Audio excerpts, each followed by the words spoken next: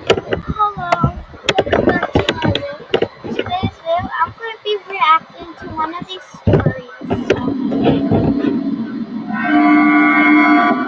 More short stories. Tons of stories. True more stories. So I guess this is like for Halloween. Oh my god, this is so bad.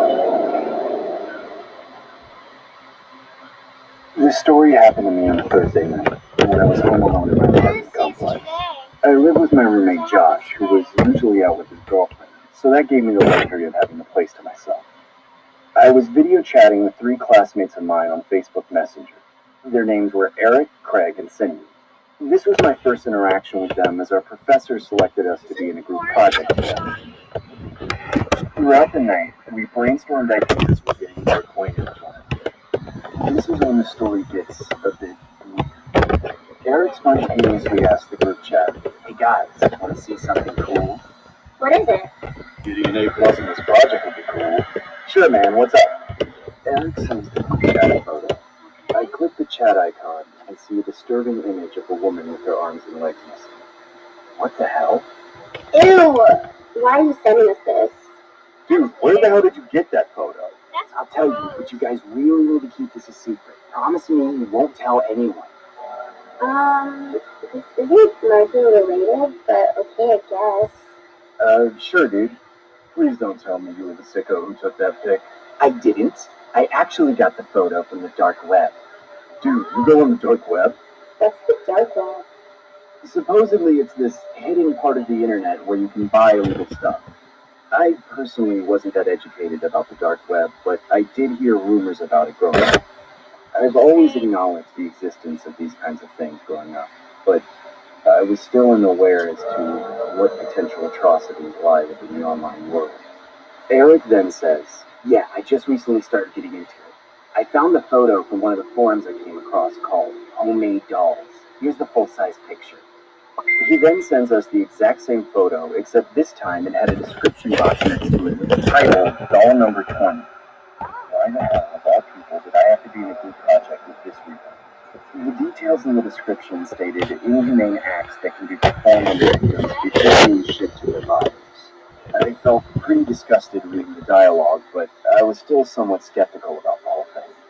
It was hard to deny its legitimacy, though. The authenticity of the image looked too real to be a hoax. To be honest, this looks photoshopped. I don't know. It looks pretty real to me. Dude, that's disgusting. Why do you even go on sites like that? Well, I only go on it occasionally. Midway through Eric's sentence, a random user joins the video channel. Who's that? I don't know. I swear to God, we better not be getting hacked. Eric, is this one of your stupid friends from the dark web? I'm gonna call the cops if it is. That's when I decided to move my mouse cursor to exit the video chat. Why the hell isn't this working? Come on, work, goddammit! My cursor was resisting the move no matter how many times I clicked or moved my mouse. That's when the random user's video turned on. It was a guy wearing a pig mask. The mask didn't look like some dollar store knockoff. It looked like the skinned face of an actual pig. He wore it like he was Leatherface from the Texas Chainsaw Massacre. Hey, is anybody seeing what I'm seeing? Eric, dude, I really hope this isn't a stupid prank. It's not, dude. I don't even know who that is. Why is there a guy wearing a pig mask on my screen? Guys, what's going on? I don't know why, but something about that moment. I just knew. I was looking into the eyes of what true evil looks like. That's when my classmate's video chat completely froze. The only screen functioning was the pigman's. It seemed like our computers were being hijacked. I couldn't quite comprehend what was going on until I heard the pigman say, "Can you see me? Say yes if you can hear me." "Say it!" I replied with, "Yes, what do you want from me?" in an uncontrollable stutter. You know that feeling you get when you're with someone for so long. Every single day just drags and becomes a routine. You just want something new and fresh, something vibrant that will make me feel alive again. I just need a new doll. What do you say? Does it sound like a brilliant plan to you? I was completely appalled by what was transpiring. That's when I hear a muffled female's voice in the background. The pigman then swivels the camera towards the direction of the muffled voice, only to reveal a woman with no arms and legs. She had duct tape on her mouth and a chain bound around her neck. The woman was flailing her severed arms wildly in a desperate attempt to escape. A couple seconds later, the pigman approaches her while holding an axe, the kind of axe lumberjacks use to chop down trees. I began to hyperventilate as I knew the inevitable fate this woman was about to endure. He then raises the axe up in the air. I begin screaming from the top of my lungs, "Leave her alone, I'm calling the cops!" As I took my last glance at the woman, I realized that it was the same woman in the photo that Eric sent. That's when the pigman smashes the axe against the woman's skull repeatedly. I practically leap up from my chair and begin to vomit. My arm is up right now, my head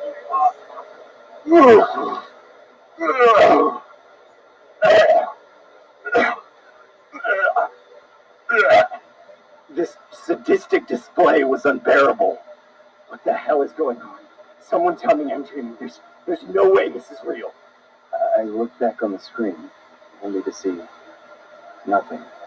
Like the whole thing was just a bad dream, or a figment of my imagination. What the hell just happened? I know I'm not going crazy. I immediately messaged my classmates in the group chat saying, "Please tell me you guys saw all of that. Did any of you see the pigman? We need to report him." Yeah, I briefly saw him, but then my video chat ended. Same here. That was weird as hell. Must have been a hacker. Thank God my screen went back to normal. Did you see anything, Terrence? I respond as nonchalantly as I can, saying, "Yeah, basically what you guys saw. I think it's best that we just put this behind us and move on from it, you know?" I didn't know if that was the right decision. I didn't want to further escalate the situation. Acknowledging the pigman's existence is one thing, but going into further detail about it afterwards just felt unnecessary. This is the part where I wish the story ends. It's been a year since the incident. I ended up dropping out and taking the semester off due to the mental trauma. And I saw an envelope sitting in the mail. I opened it and discovered the most horrifying thing. It sent shivers down my spine. It was a picture of my classmate's Sydney, except she had no legs and no arms. The picture was titled Doll Number 21.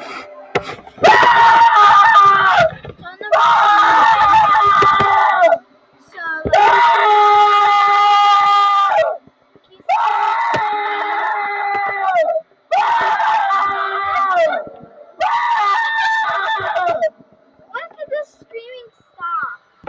Going to Bayside is going to change my life. That is the hottest man I've ever seen. Okay, to meet you. This is, don't remember. Man, the school is wild. It's like we're speaking different languages. People in Bayside theater are going to stick by you through thick and thin, metaphorically, but also literally when we aim to lose 20 pounds for roles with a large potential. So like that was a really bad screaming.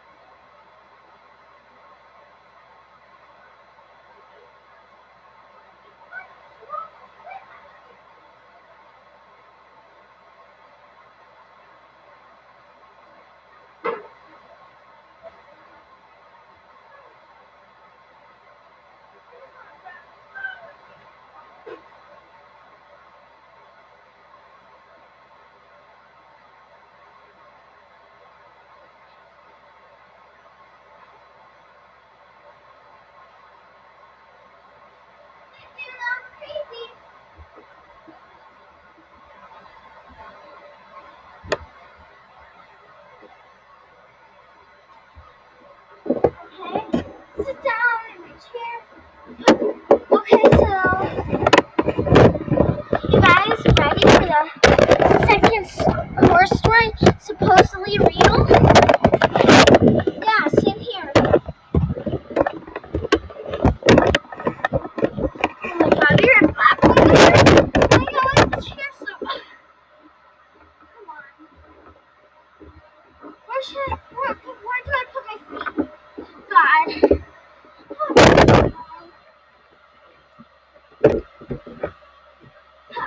check. I'm freaking checking. Okay. Of anger. Now we gotta. Okay. Ah! Out. Bingo. Okay, sorry.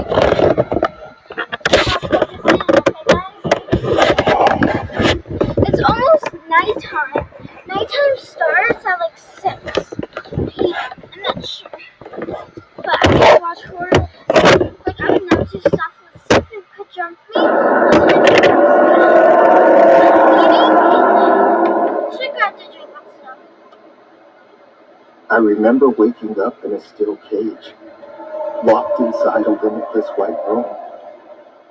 The room looked like it had no end, just my bed, the cage, and a swarm of distorted figures surrounding me. There were hundreds of them, and they all looked like they were possessed, like something out of the movie The Exorcist. Where the hell am I? This can't be real. I must be dreaming. I couldn't distinguish whether these people were human or not, but all I can say is that I was overwhelmingly frightened by the over-exaggerated mouths of these creatures. They just kept tormenting me like I was a test subject in a lab experiment gone wrong. Please, stop it. Stop it. What the hell do you want from me? Leave me alone. That's when I closed my eyes and had a nostalgic moment. Almost like I went back in time.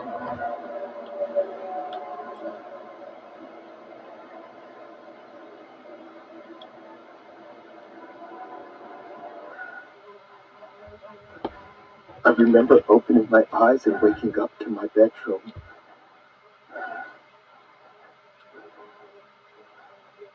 I can't live like this anymore. My body was dripping with sweat, and my bed sheets were completely drenched.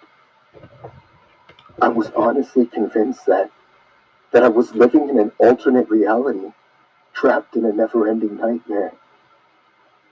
Taking my prescribed meds really helped with my schizophrenic tendencies, as it would numb down the hallucinations that I experienced on occasion. My parents understood my condition, but my sister Jenny didn't. Me and her never got along growing up, as she would always tease me about my condition. Well, tease me about my other condition. I also have obsessive compulsive disorder, otherwise known as OCD. I had a disorder where I couldn't touch, taste, nor bear the sight of pineapples. I know this sounds quite bizarre, but it's haunted me throughout my existence. It was a compulsion that I had developed at an early age, and have grown a great deal of disdain for. The tough segmented skin and the pointy leaves was always something I fathomed as to why one could think such a thing was edible. I always thought a pineapple was equivalent to eating a porcupine, just a pointy object that humans have to butcher down to consume.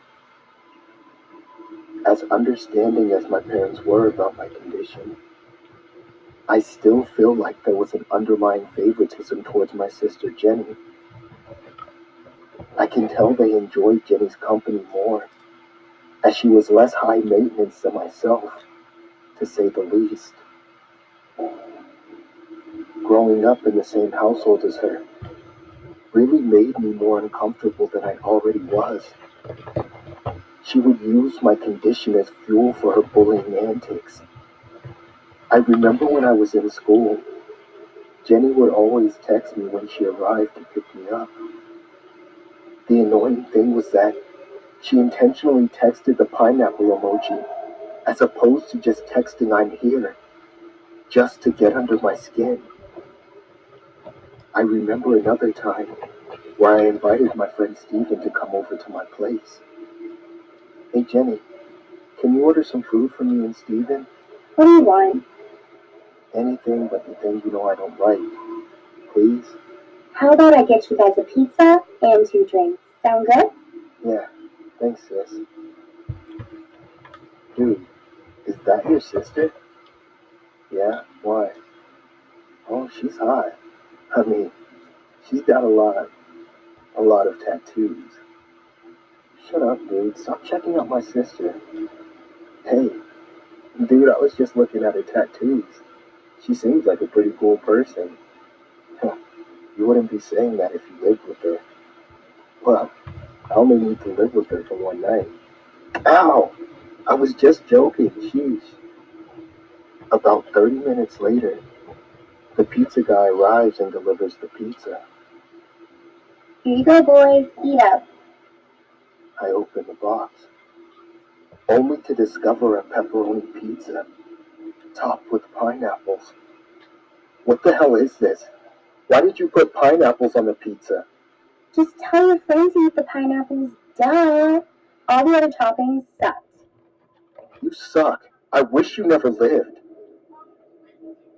It's been a couple months since that incident. My hatred for Jenny has unfortunately become far greater as time went on. I was honestly convinced she had a compulsion herself for making my life a living hell. There was this one occasion where the final straw was drawn. I remember watching TV in my bedroom when I see Jenny lurking behind the doorway, holding a sheet of paper. She began waving the paper at me while saying, Hey, Jake. I have 2 surprises I want to show you. "It'd be a surprise if you moved out, 'cause I'd love that." Don't be rude. I have a drawing I made for you. "What is it?" Jenny then reveals a hand-drawn picture of a pineapple with SpongeBob on it. Yeah. "What the hell is wrong with you? Why can't you stop tormenting me?" I have one more surprise for you. I got another tattoo. Jenny then lowers the sheet of paper, revealing a tattoo of a pineapple on her chest. Surprise! "Get the hell out of my room, you freak."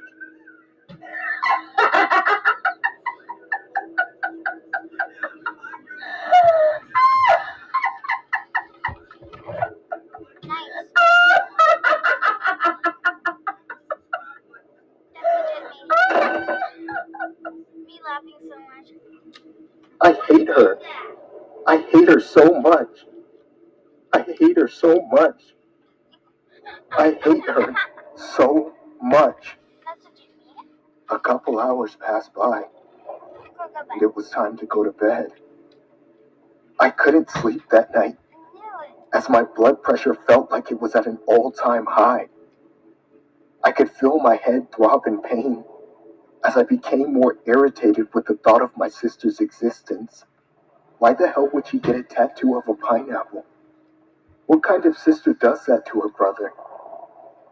It was about 1 a.m. in the morning when I ultimately decided to go to Jenny's room and confront her about her derogatory behavior towards me. While approaching her room, I can hear Jenny's voice subtly echo louder in my head saying, Surprise! over and over again. Surprise! Surprise! Surprise! I then open her bedroom door, only to see a pineapple sitting on top of her bed. Is this supposed to be another stupid orchestrated prank? That's when I grabbed a pair of scissors from the top of the nightstand and began piercing the pineapple over and over again, stabbing and stabbing and stabbing. Good luck sleeping on top of this mess, loser.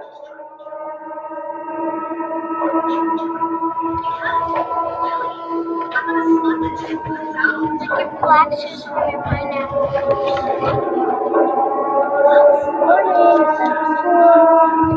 Daddy, it seems like you're the duck.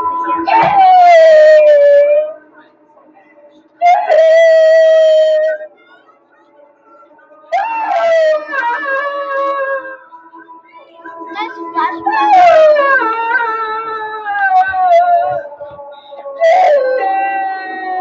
What did I see? Oh, I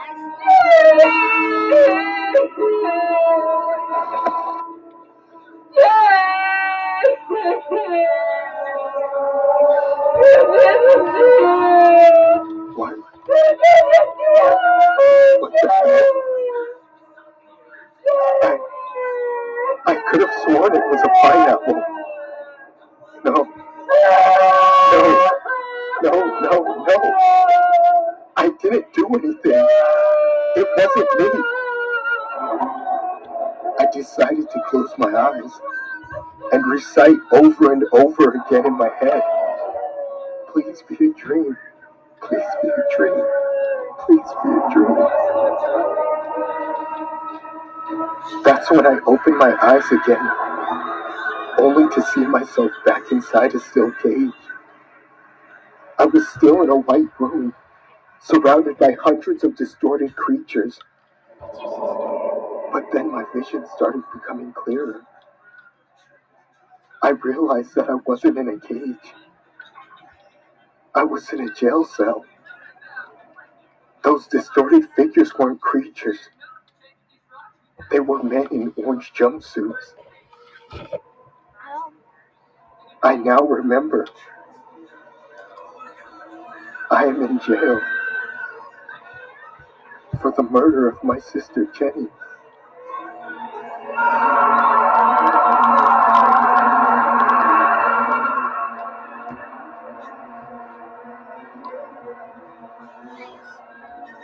like it all.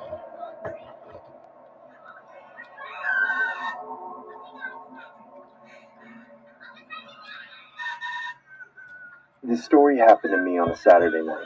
It happened when I was with my girlfriend, who we'll call Lisa for the sake of the story.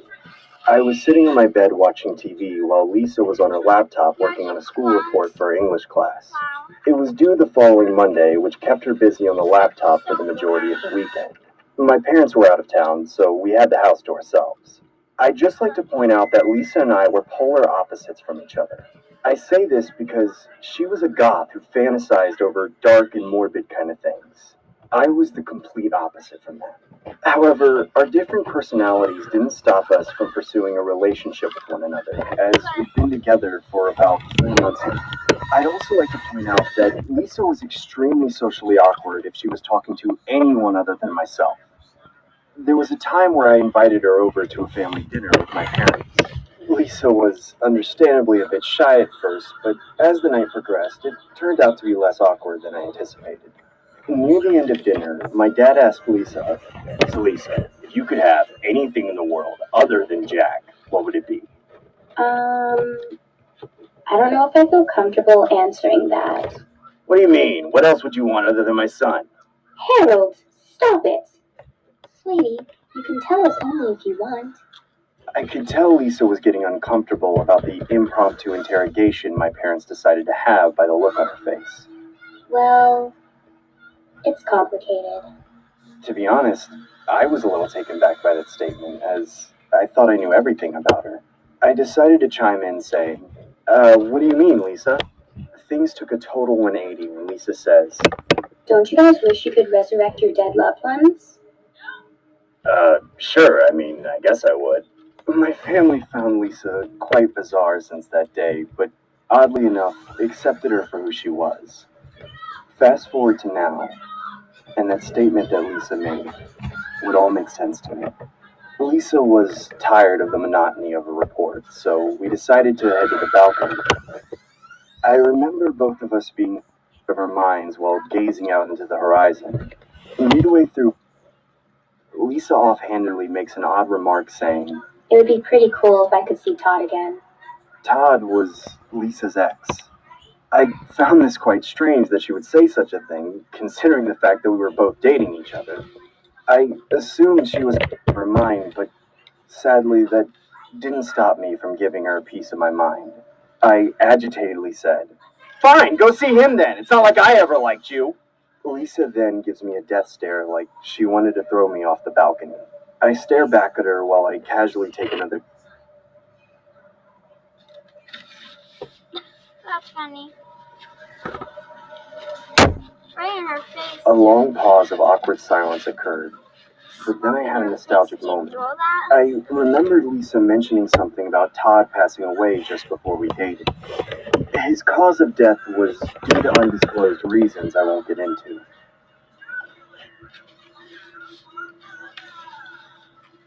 Everything Lisa was saying all made sense now.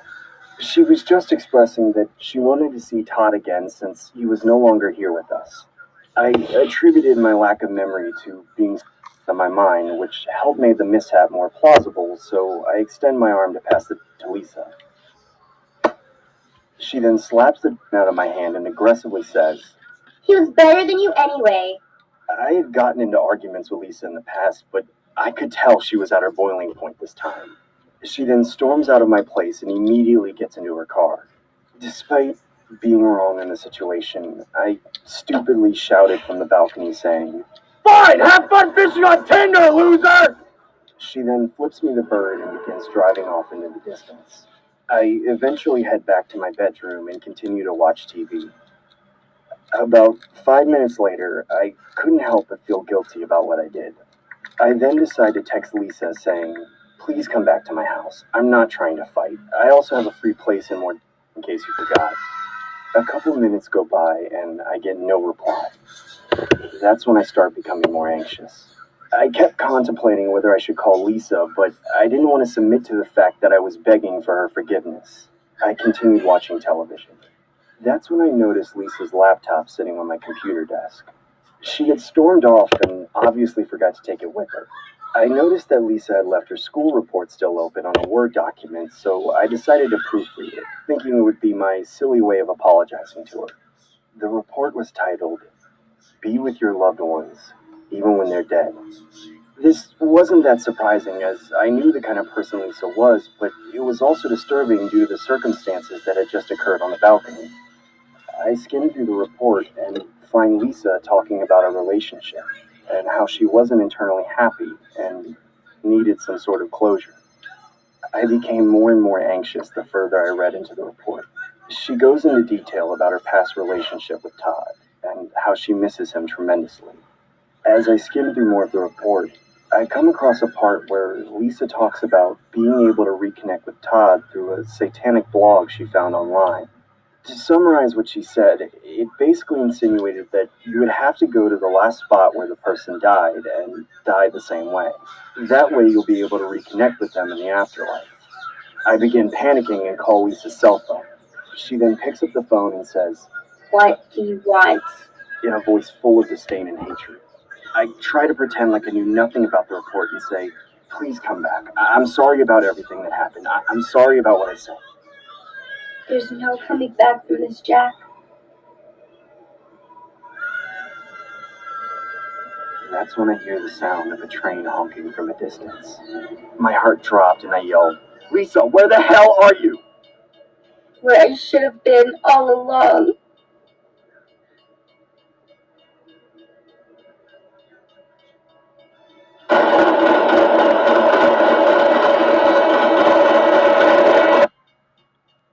I could hear the train getting louder and louder, like it was coming with a full head of steam towards her direction. I began shouting, Lisa, get the hell out of there! Lisa, please, I'm sorry!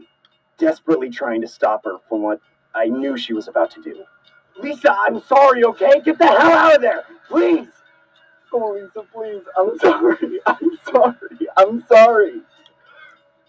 Lisa, please. I'm sorry. I'm sorry. I'm sorry. Please come back. I'm sorry. I'm sorry I was such an awful boyfriend. I'm sorry, Lisa. She then said, See you again, Todd. No! No, Lisa! No, Lisa, please. I'm sorry.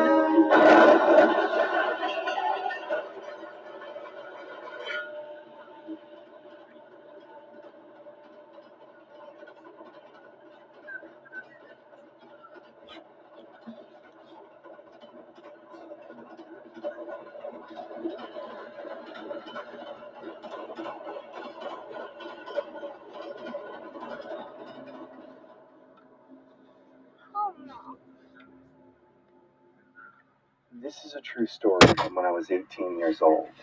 It still creeps me out just thinking about it. It all started when I was heading home from my friend Jason's house. It was about 3 a.m. in the morning, so it was pretty dark outside. I was walking towards a bus stop to catch the blue night bus that ran during after hours. My friend didn't really reside within a suburban area. He was more or less closer to the downtown region. That meant there were a lot of random weirdos strolling around the streets, which definitely made me a little uncomfortable to say the least. You're uncomfortable. I have to sleep out here. I decided to wait inside the glass shelter of a nearby bus stop as I regretted my decision to take the bus this late at night as opposed to just calling an Uber. I couldn't help but notice the dozens of flyers stuck up on the glass of the shelter. They were scattered everywhere, all varying from different things like job postings, rooms for rent, that kind of thing. There was this one flyer that really caught my attention. It was a picture of an older gentleman doing a peace gesture with his left hand. Yes, this is. The title of the posting This was is actually called really nice. Easy I've $300 for a in one while. day. I Call got me. you guys for anything here, I but just decided to stop read talking. further into the There. flyer as the thought of making an easy $300 in one day seemed like a bargain one couldn't refuse. The flyer had a description which read, if you are looking to make a quick $300, then you come to the right place. This job entails the assistance of cleaning/chores for a period of 12 hours. Call my cell phone and the details provided below if you're interested. Regards, Philippe. I was a part-time college student, so any extra money would have definitely been beneficial to me. I decided to take a plunge at the opportunity, so I took a picture of the flyer as I see a night bus arriving towards my stop. As I boarded the bus, I refrained from calling the job posting as I didn't want to wake the employer, so I ultimately decided to text the number instead. My text read, hello, please contact this number as I am interested in the job presented in your flyer. About 10 seconds later, after sending the text, I get a call from an unknown number. I assume it was the guy in the job posting, so I answer. Hello? A man answered back, hey, you interested in the job? Is this Philippe from the $300 a day posting? Yes it is. What's your name, kid? I'm John, sir. How are you? He completely disregards my question and says, you mind coming over right now, kid? Sir, it's kinda late for that. Can we do tomorrow? Kid, listen. I know it's very late at night, but both my wife and grandma are sick, so I could use a helping hand as soon as possible. I felt really uncomfortable knowing this guy was trying to guilt trip me into coming over to his house. Mind you, it was approximately 3 a.m. in the morning, which made the thought of going that much more absurd. I tell him, sir, if we can arrange this for tomorrow, it would be much more convenient for me. Kid, John, listen, if you come right now, I will pay you double. $600. Take it or leave it. Whether the man was bribing me or not, I unwisely took it. I ended up saying, I'm on my way. I'll be there in about half an hour. While simultaneously getting off the bus to call an Uber. I ended up getting dropped off at the address provided within the flyer and immediately began second guessing my decision. While standing in front of the house, I get a call on my cell phone. It was from an unknown number again. I answer it and say, hello? Hey, Johnny, can you see me? No, sir. Where are you? Look at the window. I'm looking at it, but I don't see you, sir. Look a bit closer. I'm looking dead at you. Where, sir? I get startled by a firm grasp on my shoulder.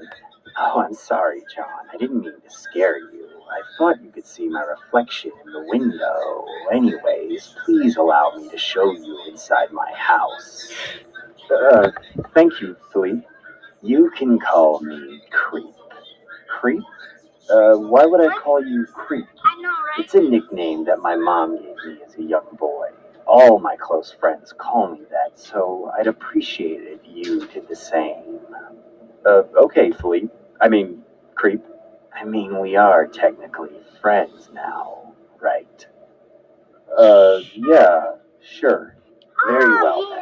Let me show you inside.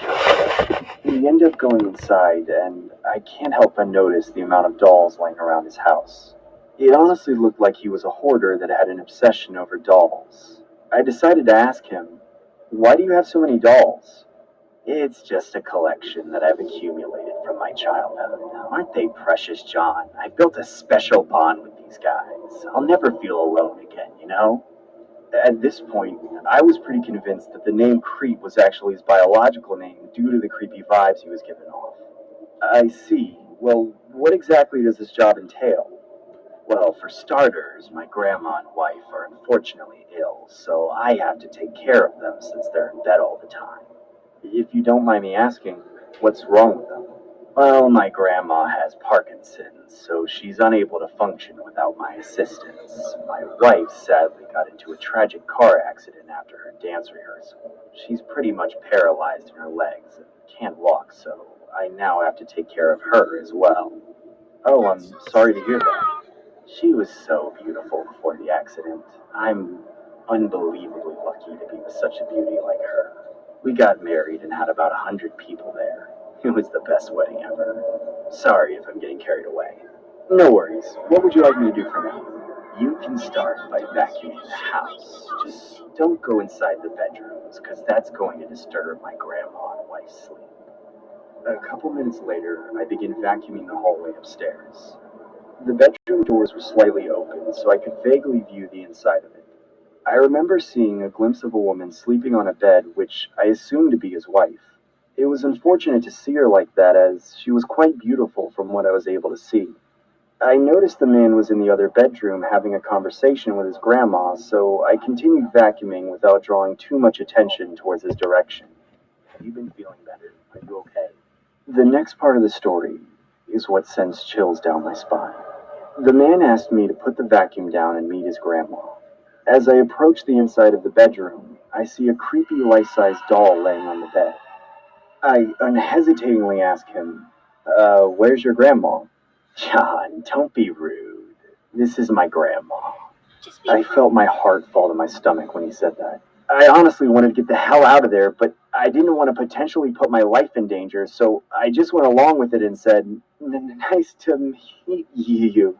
He then said, "My grandma thinks you're really handsome and you should come over more often." Sure, I'll definitely come over more often. My grandma wants me to grab her some McDonald's. Why don't you continue vacuuming the place while I do that? Sure, sir. Creep. The man then hands me an envelope and says, "Here's your $600. Thanks for being there for us." Yeah, no problem. I then continue vacuuming the hallway as the man exits the house. I need to get the hell out of here. This guy is a psycho. As I dropped the vacuum on the floor, I peeked inside the bedroom of where the man's wife was sleeping. To be honest, I felt really skeptical about leaving her there, so I shouted, "Ma'am, is everything okay? Can you hear me? Ma'am, are you okay? Can you hear me?" She didn't say anything. She honestly looked like she was heavily sedated off the meds I saw on top of the nightstand. I end up leaving the house and catching an Uber. I eventually make it home and remember the man had gave me the $600 in an envelope. Thank God I made it out of there. At least I made an easy $600. I opened the envelope only to see 6 pieces of paper. Each piece had a poorly drawn face with $100 written on it. I shouted in anger, "What the hell is this?" I contemplated on giving the man a piece of my mind, but I honestly didn't want any further conflict with this psycho. Just before heading to bed that night, I got a call from an unknown number. It was quite obvious that it was the creep, so I ignored it and never looked back. It's been a couple months since that creepy experience. I haven't gotten any more calls from that unknown number since. I was strolling around with my phone one day when I got a notification that someone followed me on Instagram. I noticed it was the creep from the avatar picture on his profile. I was pretty freaked out that he was able to track me down since he only knew my first name and we haven't contacted each other since. I noticed he had only one post, so I clicked it. It was a picture of the woman and the creep in the same bed. She looked sedated while wearing a wedding veil. The creep had his arm around her while there were hundreds of dolls surrounding the two. The caption read, "The best wedding an audience ever."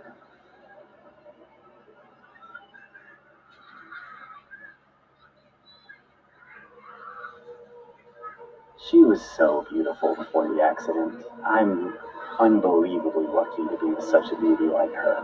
We got married and had about 100 people there. It was the best wedding ever.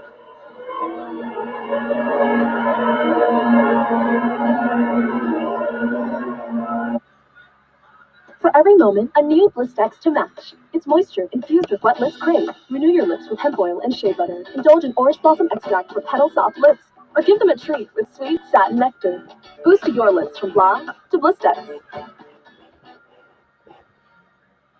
I'm surprised he's so surprised with this. So we're doing our video, or I might just not. I live alone in a small house in Canada. And this all happened about 6.5 years ago. I opened my front door to go and get some groceries, and found the strangest thing for me outside. Right on my doorstep was a small USB flash drive. Almost stepped on the damn thing. Who put that there? I thought. It was just your generic USB stick.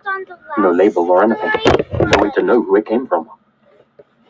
Well, I did what anyone else would do. Took it inside and plugged it into my PC. The device was full of pictures. Nothing but pictures. Dozens of them. I opened the first one and clicked through them in order. The first few were just shots from around town. General places that I recognized. The fourth image was taken on our town's busiest street.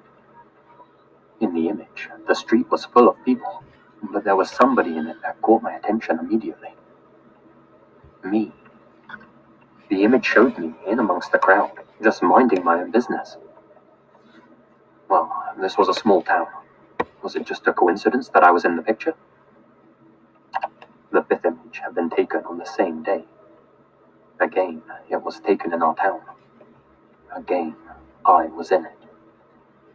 The photographer was closer to me this time. Whoever had taken these pictures of me, I hadn't noticed them at the time. Next came several more pictures of me in various locations around town. Then, something more chilling. A photo of a house. My house. Oh no. It was nighttime in the image, and the living room light was on. I clicked through to the next picture. It was another image of my house, this time taken even closer. Through the living room window, you could see me sitting on the couch, watching television. I could tell from the clothes I was wearing that it had been taken the night before. I had no idea that somebody had been outside watching me. I kept clicking through the images on the drive. Photo after photo of me inside my house, taken from just outside my window. Because it was so light inside and so dark outside, I was totally unable to see that somebody was watching me from out there. I couldn't see them, but they could see me, clear as day. Didn't even need to use the flash on their camera. After 20 or so photos of just me inside my house, there came a real curveball. An image taken from inside my hallway. The man or woman or whoever was taking these pictures of me had been inside my house the night before. There were photos of my living room, now lightless and empty, obviously taken after I'd gone to sleep. Photos of my kitchen, of my dining area, my stairwell, and several taken as the unknown person ascended my stairs towards where I was sleeping. My brain started to run wild with thoughts about who had been following me. Had I wronged someone in the past? Said the wrong thing to the wrong guy? Was this just some weirdo who decided to target me? Were they armed when they came to pay me a visit? Whatever the case, somebody had come inside my house at night and taken pictures of all of the rooms, including my bedroom. The second to last photo was of me, fast asleep in my bed, totally oblivious to the person in my home. Showed their face at the last part. The final image was just of a handwritten note, framed in close-up. The message on it simply read, "Never hide a spare key under your doormat." I've since moved house. It's the same guy.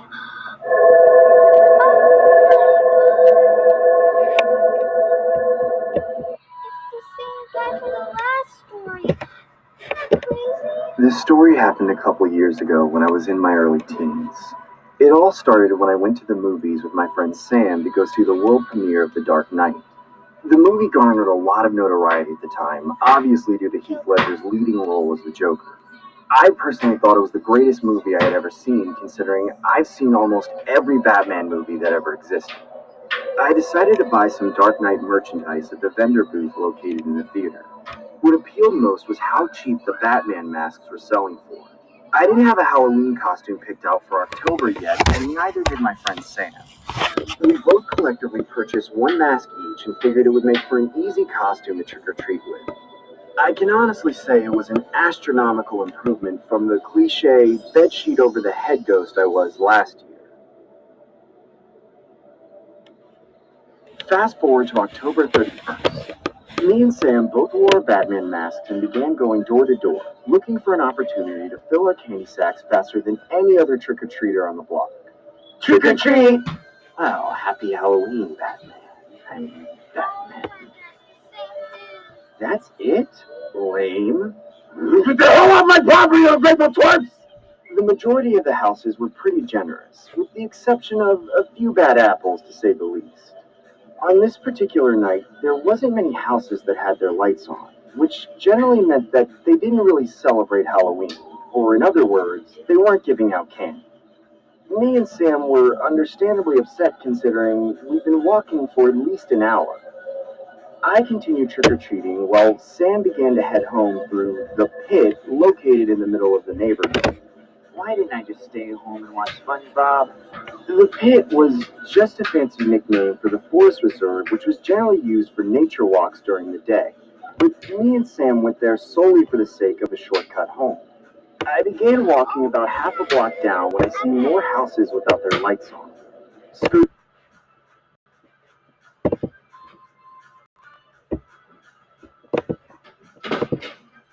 this, I'm going home.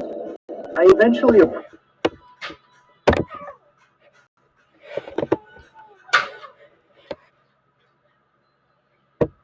Alrighty, so that's going to it.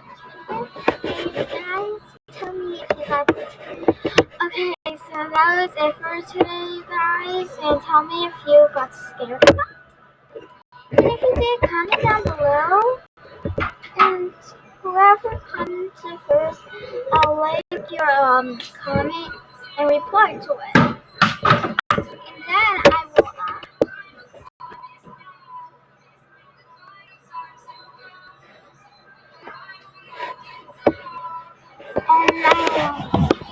will give you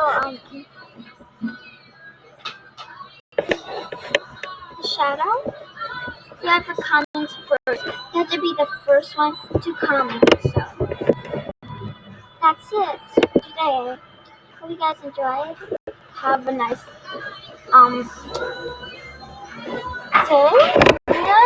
bye guys. Longest video ever, 2020.